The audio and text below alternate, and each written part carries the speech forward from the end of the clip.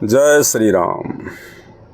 लेकिन माफ़ करना भाई और बहनों, मेरी जय श्री राम त्रेता युग में जन्मे दशरथ पुत्र रामचंद्र जी के लिए नहीं है। मेरी जय श्री राम उस आदि राम के लिए है, उस वास्तविक राम के लिए है जो राम श्री रामचंद्र जी से भी पहले था, जिस राम की पूजा सतयुग में भी होती थी, और जो विष्णु के अवतार श्री रामचंद्र जी जो त्रेता युग में आए थे, जिनको आप श्री रामचंद्र जी कहते हैं। अगर त्रेता युग में जन्मे श्री रामचंद्र ही राम हैं, वास्तव में भगवान हैं, तो श्री रामचंद्र जी के परिवार में, उनके खानदान में, उनके कुल में राम की पूजा क्यों नहीं होती थी? बताइए। रामचंद्र जी के माता पिता किसकी भक्ति करते थे? श्री रामचंद्र जी की या किसी और की? रामचंद्र जी के कुल देवता कौन थे? रामचंद्र जी के दादाजी को तो पता ही नहीं कि राम कौन है, क्योंकि उनके दादाजी के शरीर छोड़ने के बाद में रामचंद्र जी का जन्म हुआ। तो श्री रामचंद्र जी राम तो हैं, भगवान तो हैं, लेकिन ये कंप्लीट भगवान नहीं हैं। इनके ऊपर तो बहुत राम हैं, श्री राम के ऊपर तो बहुत भगवान हैं, जिसकी जानकारी जब आप अपने धर्मशास्त्रों से परिचित हो जाओगे तब आपको देखने को मिलेगी। राम का नाम कोई मुक्ति का नहीं है, राम का नाम कोई बैकुंठ में बैठाने का नहीं है। राम तो श्री रामचंद्र जी के शरीर का नाम था, उनकी पहचान थी राम। जैसे श्री कृष्ण जी आए तो श्री कृष्ण कोई मुक्ति का नाम नहीं है, श्री कृष्ण तो उनके शरीर की पहचान है। जैसे कंस उसके शरीर की पहचान था। राजा दशरथ तो राजा दशरथ केवल उस व्यक्ति की वो पहचान है। इसी प्रकार राम जो शब्द है ये रामचंद्र जी के शरीर का नाम था, उनकी पहचान थी। जबकि आप रामचंद्र जी का इतिहास उठा के देखेंगे, जब आप रामचरितमानस को पढ़ेंगे और थोड़ा बुद्धि विवेक लगाएंगे तो आपको पता चलेगा कि जिस श्री राम का राम राम राम राम नाम जप के आप अपने आप को भक्ति से परिपूर्ण समझ रहे हैं, आप बैकुंठ में जाने की तैयारी कर रहे हैं, वो श्री रामचंद्र जी तो खुद ओम मंत्र का जाप जपा करते थे। सर्वप्रथम तो उन्होंने वशिष्ठ ऋषि को अपना गुरु धारण किया, क्योंकि बिना गुरु के तो चाहे आप भगवान से नाम ले लो सीधे, तो भी कोई काम का नहीं है। भक्ति का विधान है, सबसे पहले अगर आपको भक्ति करनी है तो आपको गुरु बनाना पड़ेगा, बिना गुरु के भक्ति नहीं होती है। तो रामचंद्र जी ने तो खुद ओम मंत्र का जाप किया था, और आप लोग उनके शरीर के नाम के पीछे लग गए। राम राम राम राम राम राम राम राम राम राम करने से भला नहीं होने वाला। श्री रामचंद्र जी ने खुद अपने परिवार का भला नहीं किया, अगर किया है तो बता दीजिएगा। मैं भी हिंदू धर्म से हूँ, मैंने भी सारे शास्त्र पढ़े हैं। श्री रामचंद्र जी तो खुद अपने परिवार का भला नहीं कर पाए। आज हमारे घर में छोटी मोटी कोई तकलीफ हो जाती है और हम लोग जो है फिर उनको याद करते हैं कि हे राम हे भगवान। जब रामचंद्र जी वनवास को जा रहे थे, उनके पीछे से उनके पिता राजा दशरथ उनके वियोग में, उनके मोह में अपने महल की सबसे ऊंची दीवार पे जाके चढ़ के उनको देखने लगे, चौबारे पे, और देखते देखते उनका पैर फिसलने से और वो नीचे गिर गए महल से। वो गर्दन के बल गिरे, उनकी गर्दन टूटी, उनकी अकाल मौत हुई। तो रामचंद्र जी खुद अपने पिताजी को नहीं बचा पाए। बताइए, आपके घर में अगर किसी मेंबर के ऊपर कोई समस्या आ गई, उसको कैसे बचाएंगे? श्री कृष्ण जी को देख लीजिएगा आप, श्री कृष्ण जी अपने खानदान को नहीं बचा पाए। श्री कृष्ण जी की आंखों के सामने दुर्वासा ऋषि के श्राप के कारण उनके पुत्र, उनके बेटे, उनके पड़पोत्र, उनके पुत्र वधुएं, उनके रिश्तेदार, यहाँ तक कि 56 करोड़ यादव, उनके वंशज, सब उनकी आंखों के सामने मरे, लड़ झगड़ के मरे, यमुना के किनारे कट कट के मरे, लहू लुहान होके मरे। श्री कृष्ण जी उनको नहीं बचा पाए। महाभारत के युद्ध के समय जब श्री कृष्ण जी का सगा भांजा अभिमन्यु जब वो चक्रव्यूह में फंस गया और वापस नहीं निकल पाया और उसकी मृत्यु हो गई, सुभद्रा जो श्री कृष्ण जी की बहन थी, अर्जुन जो श्री कृष्ण जी का जीजा था, दोनों अपने पुत्र के प्राणों की रक्षा के लिए रो रहे थे श्री कृष्ण से कि तुम तो केशव हो, तुम तो भगवान हो, तुम तो सृष्टि की उत्पत्ति करता हो। श्री कृष्ण जी अपने सगे भांजे अभिमन्यु को जीवित नहीं कर पाए। तो भाई हमारे 2 रुपए की मोगरा अगरबत्ती लगा देने से भगवान कहाँ प्रसन्न होगा? थोड़ा विचार करो इन बातों पे। मेरी आपसे कोई दुश्मनी नहीं है, ना मैं आपको जानता पहचानता, लेकिन ये बातें क्यों बता रहा हूं? क्योंकि ये सत्य हैं, ये हमारे शास्त्रों में लिखी हुई हैं। और जब तक हम अपने शास्त्रों से परिचित नहीं होंगे, और शास्त्रों को खाली मार्केट से 200, 250, 500 रुपए में खरीद के लाके पढ़ने से भला नहीं होगा, आप जिंदगी में नहीं समझ पाओगे। इन शास्त्रों को ये नकली धर्मगुरु संत महंत शंकराचार्य ये वर्षों से पढ़ रहे हैं, लेकिन इन शास्त्रों में लिखी गई बातों को केवल तत्वदर्शी संत ही समझ सकता है और दूसरों को समझा सकता है। तो आज इस पूरी पृथ्वी पे, इस धरती पे एकमात्र वो तत्वदर्शी संत जिसने सभी शास्त्रों को पढ़ा, सभी शास्त्रों का निष्कर्ष निकाला और फिर टीवी चैनलों के माध्यम से पुस्तकें छाप छाप के, सत्संग कर करके आज पूरी दुनिया को बता रहे हैं। वे परम पूज्य तत्वदर्शी संत सतगुरु रामपाल जी हैं। आप YouTube पे सर्च करें सृष्टि रचना संत रामपाल जी महाराज। इस वीडियो के ऊपर मैं एक लिंक भेज रहा हूं जिसमें 2.5 से 3 घंटे का वीडियो है सृष्टि रचना का, शास्त्र प्रमाणित है। सभी शास्त्रों से निष्कर्ष निकाल के आप लोगों को प्रमाण दिखा दिखा के वो वीडियो जो है वो बना हुआ है। वो अबाई नहीं है, मनमुखी नहीं है। धरती पे पूर्ण संत इस समय प्रकट है जो आपको सही आध्यात्मिकता की जानकारी दे सकता है। आपको जो ये मानव तन प्राप्त हुआ ना परमात्मा की मेहर से, ये भक्ति के लिए प्राप्त हुआ है। अगर इस मानव जन्म से भक्ति नहीं करी और जन्म लेके खाया पिया मौज मस्ती की, बच्चे पैदा किए, एक दिन मर गए, ये काम तो जानवर भी करता है। तो हम में और जानवरों में फिर क्या अंतर रह गया? अगर यूं ही मरना है तो एक दिन। ये मानव तन प्राप्त करने का मकसद कुछ और है। मानव तन दुर्लभ है, ये मिले न बारंबार, तरवर से पत्ता टूट गिरे वापस नहीं लगता डार। ये 84 लाख योनियों के बाद एक बार मिलता है और केवल भक्ति के लिए। क्यों?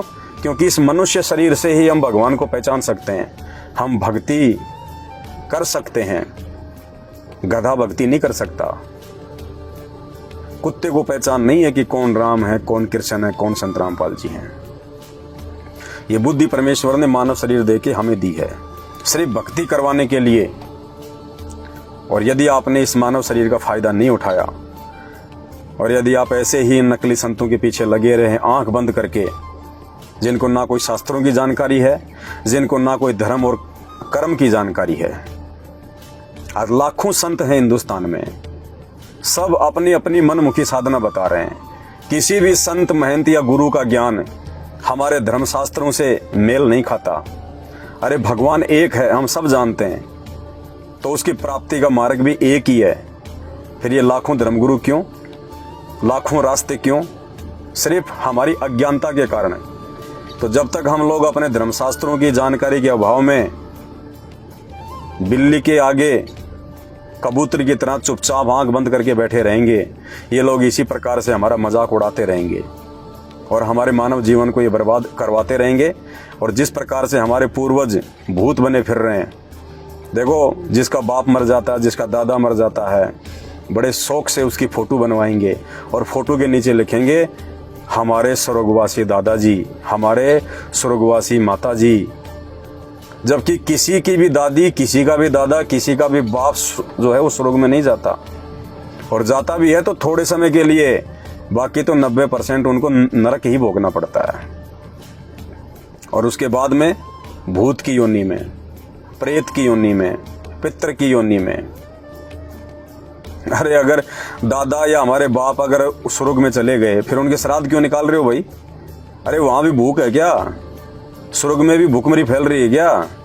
जो छठे महीने यहाँ पे उनके खीर बनाते हो, उनके लिए मालपुए बनाते हो, फिर वो स्वर्ग कहाँ हुआ जहाँ पे भूखमरी है, जहाँ पे अनाज की कमी है, जहाँ आपके दादा परदादा आपके बाप को खाना नहीं मिल रहा, आपने यहाँ से भेजना पड़ रहा है। ये सब पाखंड, ये कर्मकांड है। और ये कर्मकांड इन नकली संतों ने जिनको हम बहुत बड़े जो है वो धर्म के मार्मिक और ज्ञाता समझा करते थे, इन लोगों की अपनी छोटी सोच के चलते ये लोग शास्त्रों के सार को नहीं समझ पाए। इन्होंने संस्कृत तो पढ़ ली, लेकिन वो संस्कृत वास्तव में कह क्या रही है, उसका सार क्या है, भक्ति क्या है, भगवान कौन है, ये जानकारी नहीं दे पाए। ये खुद भी मरने के बाद में भूत बनते हैं, ये प्रेत बनते हैं, 84 लाख योनियों में जाते हैं, और इनके पीछे लगे हुए इनके भगत ये कहाँ जाएंगे, ये आप खुद विचार कर लेना। तो कहने का मतलब है, आने वाले समय में दास अपने गुरुदेव भगवान के आशीर्वाद से, उनकी रजा से, आप सभी भाई बहनों को, क्योंकि मुझे आपके मानव जन्म की कीमत का पता है, मुझे गुरुदेव भगवान ने इस मानव शरीर की कीमत बता दी कि बेटा अगर इस मानव शरीर से अगर पूर्ण परमात्मा की पहचान करके और वो सही मंत्र जाप नहीं किया, सही मार्ग से भक्ति नहीं करी, तो 84 लाख योनियों में जाना पड़ेगा। ये विधान है। अरे गीता जी में तो यहां तक लिखा है कि जो तीनों देवता हैं ब्रह्मा विष्णु महेश, इनकी भी पूजा नहीं करनी चाहिए। इनकी भी पूजा करने के लिए गीता जी ने अध्याय नंबर 15 श्लोक नंबर 15, 16 और 17 मना किया है। अध्याय नंबर 7 और श्लोक नंबर 12 इन तीनों गुणों की, रजगुण ब्रह्मा जी, सतगुण विष्णु जी और तमोगुण शिव जी, इन तीनों गुणों की भक्ति करने के लिए जो है वो मना किया गया है। और हम तो भूत भैरव के पीछा ही नहीं छोड़ रहे। तो कौन है वो एक पूर्ण परमात्मा जिसकी भक्ति के लिए मानव शरीर मिला है? और उस पूर्ण परमात्मा की जानकारी भी केवल एक ही संत दे सकता है पूरी पृथ्वी पे।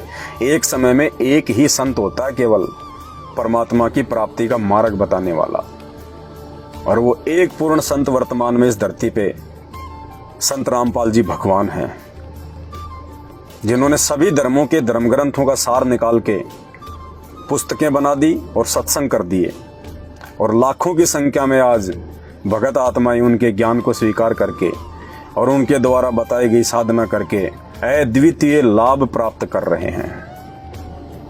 तो आने वाले समय में दास आप सभी भाई बहनों के लिए पूज्य गुरुदेव जी के द्वारा जो धर्मशास्त्रों से सार निकाल के सत्संग किए गए हैं, उन्हीं धर्मशास्त्रों में से आपके लिए वीडियो बनाए जाएंगे।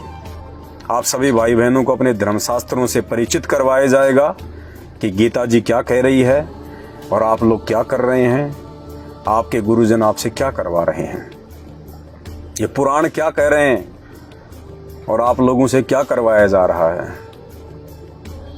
चारों वेद क्या कह रहे हैं और आप लोग क्या भक्ति कर रहे हो। तो भाई समझो, समय थोड़ा है, धरती के ऊपर पाप इतना ज्यादा बढ़ चुका है, गलत साधना करने के चलते पाप का इतना भार हो चुका है। आने वाला समय विनाशकारी है, तांडव मचेगा तांडव, और उस विनाशकारी समय में आपको ना तो ब्रह्मा विष्णु महेश जी बचा पाएंगे, ना श्री राम और श्री कृष्ण जी बचा पाएंगे, ना 33 करोड़ देवी देवता आपकी कोई सहायता कर पाएंगे। एक छोटा सा ट्रेलर दिखाया परमात्मा ने, ये कोरोना छोटा सा, सबसे पहले उन भगवानों के नाक पे मांस चढ़ाए गए, सबसे पहले उन मंदिर और उन मस्जिदों के ताले लगा दिए गए। अरे मुसीबत के समय तो दुनिया भगवान के पास जाती है, और मुसीबत आते ही भगवान ने खुद अपने ताले लगा लिए। उन पुजारियों ने खुद उन मंदिरों को जो है वो ताले लगा दिए, भगवान के नाक पे मास्क चढ़ा दिए। तो पुजारी खुद साबित कर रहे हैं कि ये कुछ नहीं कर सकती मूर्तियां, इनके पास में कोई पावर नहीं है, ये कोरोना से तुम्हारा कोई बचाव नहीं कर सकती। अन्यथा मुसीबत में तो इंसान भगवान की तरफ दौड़ता है। आपने हिंदी फिल्में तो बहुत देखी होंगी, जब भी किसी के बेटे का एक्सीडेंट हो जाता था, वो माँ दौड़ के माता जी के मंदिर में जाती थी, घंटा बजाती थी, उनकी दीवारों से अपना माथा फोड़ देती थी। तो मुसीबत में तो इंसान भगवान की तरफ दौड़ता है, और जब इंसानों पे मुसीबत आई ये कोरोना वायरस है, तो पुजारियों ने तो मंदिर ही बंद कर दिए, मस्जिदें बंद कर दी गई, चर्च बंद कर दिए गए, उन मूर्तियों के ऊपर मास्क चढ़ा दिए गए, तो आने वाले समय में जब मुसीबतों का दौर शुरू होगा, ये पाप कर्म के चलते, और पाप कर्म पैदा होते हैं शास्त्रों के विपरीत भक्ति साधना करने और करवाने से। तो ये जितने भी नकली संत और महात्मा है ना, इन्होंने धरती पे ये पाप लाद दिया, पाप। और आने वाले समय में ये पाप इनको इतना भारी पड़ेगा जिसकी व्याख्या नहीं की जा सकती, और वो समय भी ज़्यादा दूर नहीं है। तो उस समय से पहले आप मेरे जगत वाले भाई बहन जो अभी संत रामपाल जी भगवान के सत्संगों से अपरिचित हैं, उनके वास्तविक यथार्थ तत्व ज्ञान से अपरिचित हैं, आप सभी भाई बहन उनके सत्संग सुनना शुरू कर दीजिएगा, और उनके सत्संग सुन के और सत्य साधना को जितना जल्दी हो सके स्वीकार कर लीजिएगा। अन्यथा उनके अलावा धरती पे कोई भी ऐसा देव नहीं है जो आने वाले विनाशकारी समय में आपकी रक्षा करे, आपके परिवार की रक्षा करे। तो आगामी समय में दास आपके लिए तरह तरह की वीडियो लेके आएगा कि हमारे जो ये धर्मशास्त्र हैं ये क्या कह रहे हैं, और हम लोगों से जो हम इन धर्मशास्त्रों से अपरिचित हैं, ये हमारे गुरुजन, ये नकली संत महात्मा शंकराचार्य हमसे क्या उल्टी साधना करवा रहे हैं। ये आज तक ये नहीं बता पाए कि भगवान कौन है। आज तक नहीं बता पाया कोई भी गुरुजन कि भगवान कौन है। एक भगवान का नाम नहीं बता पाए। जब भगवान की बात आती है तो कह देते निराकार है, निराकार है भगवान। अरे निराकार है तो उसको देखा किसने फिर? और निराकार है तो फिर हमारे किस काम का? और यदि वो निराकार भी हमारे किसी काम का है तो वो कौन सी साधना से मिलेगा? कौन से वो मंत्र हैं जिससे वो निराकार भगवान भी हमारे को लाभ देगा? कुछ नहीं पता इनको। सबका मानव जीवन बर्बाद किया इन्होंने, और कर रहे हैं, अपना भी कर रहे हैं। खुद भी 84 लाख योनियों के भागी बन रहे हैं, अपने भक्तों को भी वहीं ले जाके ठोकेंगे। तो भाई और बहनों, निष्पक्ष होके आप जी वीडियो देखते रहना, आपको बहुत सारी जानकारी मिलेगी। मुझे पता है कि मेरे इस प्रयास से दुनिया नहीं चेंज होने वाली, सब पता है, लेकिन मेरे इस प्रयास से अगर 5 भाई भी अगर अपने जीवन को चेंज कर लेंगे, अगर थोड़े से व्यक्ति भी अगर इन बातों पर विचार करके और संत रामपाल जी के अमृत वचन सुनना शुरू कर देंगे, तो उनका तो आत्म उद्धार हुआ पड़ा है। और कहते हैं आप मरे जग प्रलय हुई। जब इंसान जब खुद मर जाता है तो उसके लिए तो पूरी दुनिया में ही जो है वो प्रलय हो जाती है, पूरी दुनिया मर जाती है। तो अगर 5 व्यक्ति भी अगर इन बातों पर विचार कर लेंगे और सही साधना को अपना लेंगे, तो 5 व्यक्ति तो अपने जीवन को सफल बनाएंगे ना। उनका तो आत्मा का उद्धार हो गया ना। उनको तो 84 लाख योनियों में गधे कुत्ते सूअर के इस शरीर नहीं प्राप्त करने होंगे। तो वीडियो को देखते रहिएगा, और आपके जो कमेंट्स हैं हमारे लिए बहुत ज़्यादा महत्वपूर्ण हैं। आप कमेंट्स में चाहे गालियां दें, क्योंकि ऐसी ऐसी गालियां देते हैं भाई लोग कि क्या बताएं आपको। लेकिन हम तो साधु संत आदमी हैं, भगत आदमी हैं, हम किसी की बातों का बुरा नहीं मानते हैं। साधुओं को चाहे कोई फल दे और साधु को चाहे कोई डंडा दे, साधु कभी किसी का बुरा नहीं मानता है, उसी को साधु कहते हैं। और ये भक्ति का जो भक्ति हम कर रहे हैं अपने गुरुदेव के द्वारा दी गई, ये उस भक्ति का ये प्रताप है कि हमारे ऊपर इन गालियों का कोई असर नहीं होता है। आपके द्वारा बोले गए इन कुवचनों का हमारे ऊपर कोई असर नहीं होता है। हम आपको नादान समझ के, हम आपको बालक समझ के और छोड़ देते हैं कि अभी भले ये 60 साल का है, भले बहुत बड़ा डॉक्टर है, भले बहुत बड़ा व्यापारी है, लेकिन आध्यात्मिक ज्ञान में 0/0 है। इसलिए उसको नादान की संज्ञा दी जाती है, उसको बालक की संज्ञा दी जाती है। और कहते हैं बालक भूखे और पागल के ऊपर हमेशा इंसान को दया करनी चाहिए। तो आप लोग विचार करो इन सब बातों के ऊपर। ये सब बातें हम आपको क्यों बता रहे हैं? क्योंकि आप हमारे भाई बहन हो, और अपने भाई बहन यदि उल्टी दिशा में जाएंगे और आगे जाके यदि उनके भविष्य में कोई संकट आना होगा, तो वही आदमी चिंतित होगा जो वास्तव में उनको अपना भाई बहन समझता होगा। तो हम आप सबको अपना भाई बहन समझते हैं। हम सब एक पिता की संतान हैं, हम सबका एक पिता है, और हम सबको एक भक्ति करके अपने उस परम पिता परमेश्वर के पास जाना है। हम सब भूल चुके हैं अपने बाप को, अपने परमात्मा को, अपने भगवान को, और नकली भगवानों के पीछे लग गए हम। तो जब आप संत रामपाल जी के सत्संग सुनना शुरू करेंगे तो आपको सबसे पहले तो ये पता चलेगा कि एक भगवान कौन है, और जिनको हम भगवान मान के पूज रहे हैं वो कहाँ तक के भगवान हैं, उनकी पावर कहाँ तक की है। वो कहाँ तक लाभ हमारे को जो है वो दे सकते हैं। तो सत्संग सुनिए यूट्यूब पे संत रामपाल जी के, और सृष्टि रचना का वीडियो है, इस वीडियो में भी मैं ऊपर डाल दूंगा लिंक में।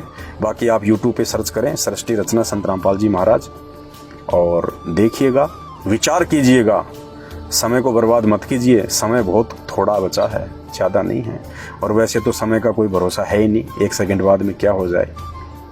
लेकिन फिर भी यदि समय रहते आप समझ जाएंगे तो बहुत कुछ हासिल कर लेंगे। आज्ञा दीजिए, वीडियो को ज़्यादा से ज़्यादा शेयर करें।